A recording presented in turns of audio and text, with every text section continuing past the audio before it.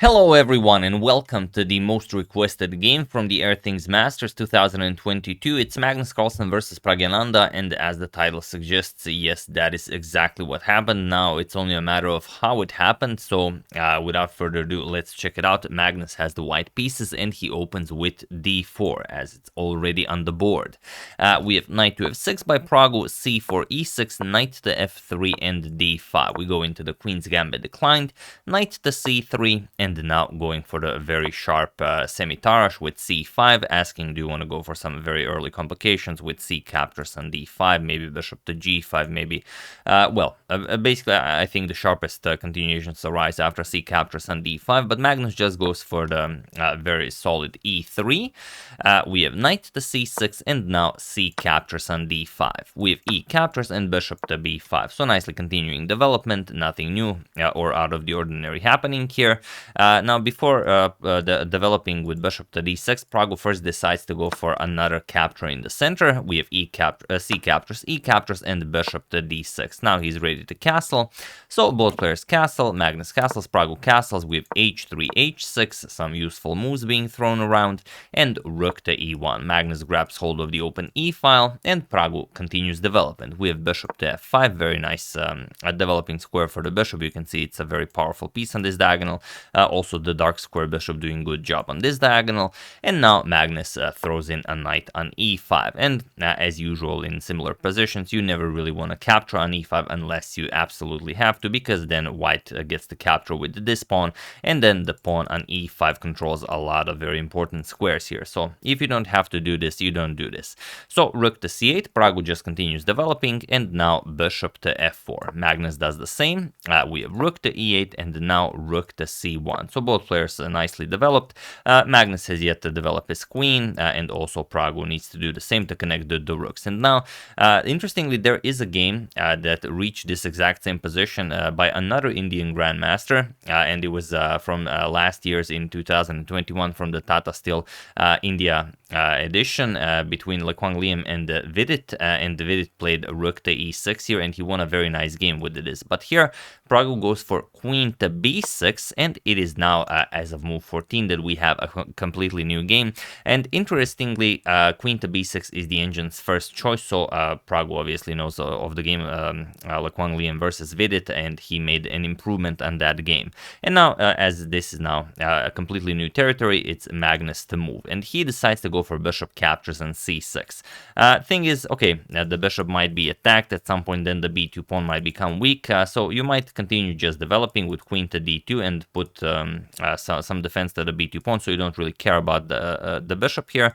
But Magnus decides to trade. We have bishop captures, b captures, and now knight to a4. Attacks the queen and defends the b2 pawn this way. So queen to a6, getting the queen out of harm's way, now putting pressure on the knight, making it a little bit harder for the queen to be developed, and now rook to e3. And rook to e3 is a very nice idea by Magnus. He wants to either go rook to g3 maybe in some lines, putting pressure on the king side, sort of going for an attack, or doubling up on the c file. So rook c1, rook to c3, the knight here attacking c6. It's a weak pawn, it's a backwards weak pawn, so this is what Magnus wants to play against.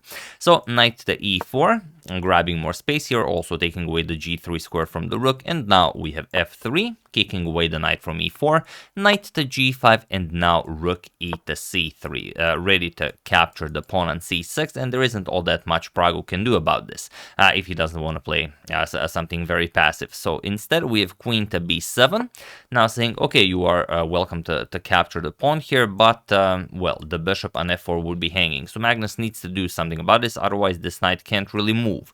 And you could play bishop captures on g5. This is with tempo, so for example, bishop captures, h captures, and now g4, and yes, in this line you get to capture the pawn, for example, but look at your king side. I mean, there are too many pieces on the board to be playing like this with both the rooks, the bishop pair, and the queen still on the board.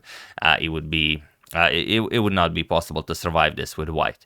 So instead, after queen to b7, Magnus brings the bishop back. We have bishop to h2, and now knight to e6, getting ready to bring the knight over to f4. Praggu says, you are welcome to grab the c6 pawn. I'm now going for the attack. And it's, well, it's definitely a deadly dare. Magnus has to decide whether to prepare some defenses or to go after the pawn. Because if you can capture the pawn and not lose to the attack, then it's probably a winning position. If not, then it's probably a losing position. So Magnus goes for it. He plays knight captures on c6, and now Praggu plays knight to f4. And this is a very interesting move because before this knight to f4 move, both players seem to have missed a completely winning idea by Praggu. So knight to f4 is winning, but not right away. First we trade off the bishops, and only then knight to f4. And now it's much stronger, as how do you prevent rook to e2 going after the g2 pawn? Even if you defend the g2 pawn somehow, knight to e2 and both rooks are getting attacked. So there are too many threats here, and Magnus will not be able to defend all of them. So this was a little bit stronger. Praggu went knight to f4 instead, and now Magnus gets a chance to fight back. Now he just brings knight to e5, and he says, all right, now the attack is over. So here bishop captures on e5, d captures on e5 by Magnus, and now knight to d3, an excellent score for the knight, but Magnus just plays rook captures on c8 and trades off both pairs of rooks. So rook captures on c8, rook captures on c8, queen captures on c8, and now bishop to g3, creating a breeding square for the king on h2. So what can Praggu play here? Well, he does have a pass to d pawn, so he pushes it. Pawn to d4. This is what we're playing for now. We have b3 by Magnus, and now queen to c6, getting the queen to a little bit of a more of an active square.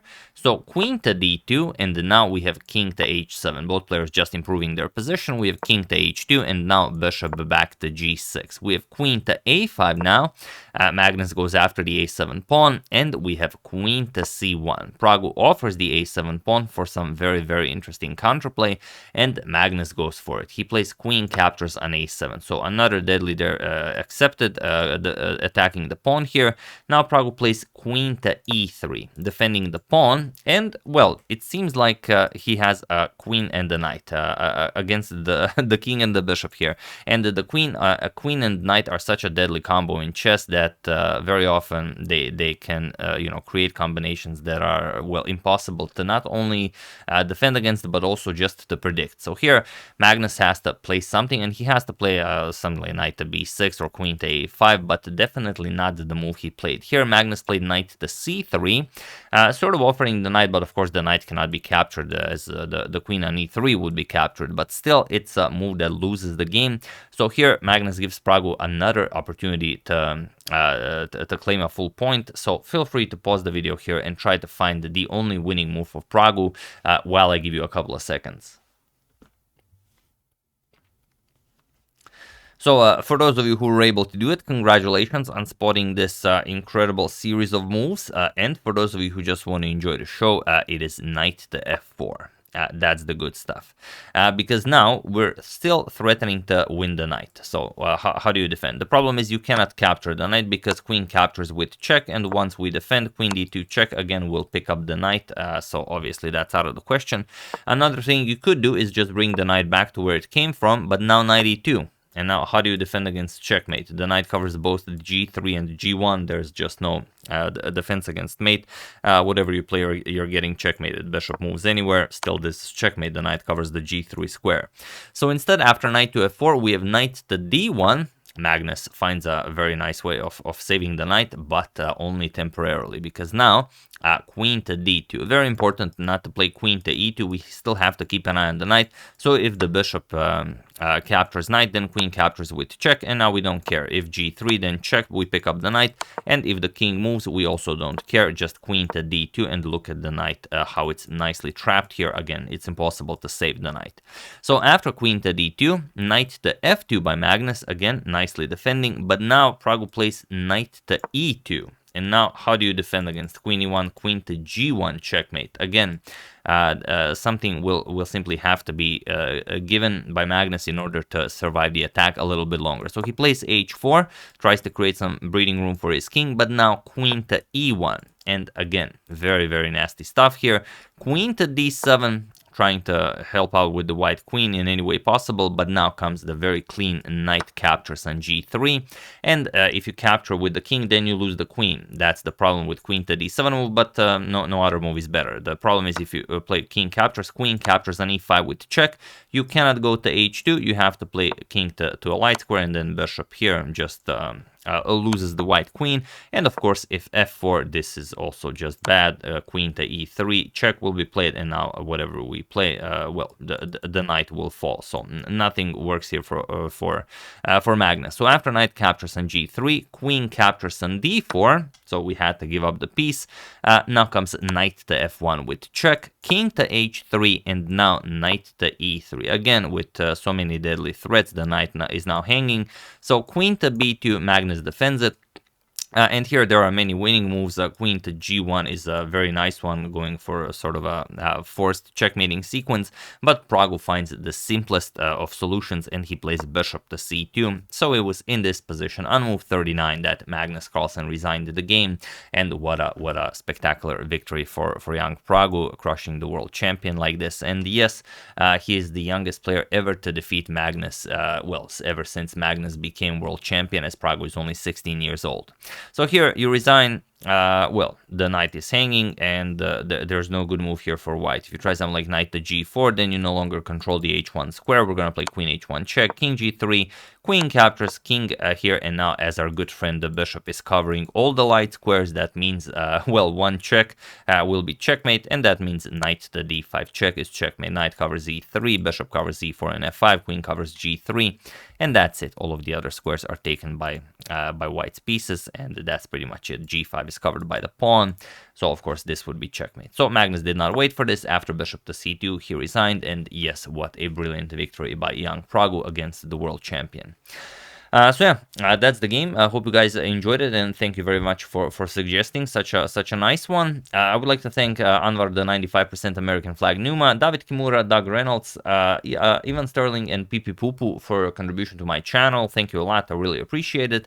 As usual, you can check 2 of my previous videos here. Thank you all for watching, and I will see you soon, continuing the coverage of the Airthings Masters until it finishes. Thank you all. I will see you soon, and have an excellent rest of your day.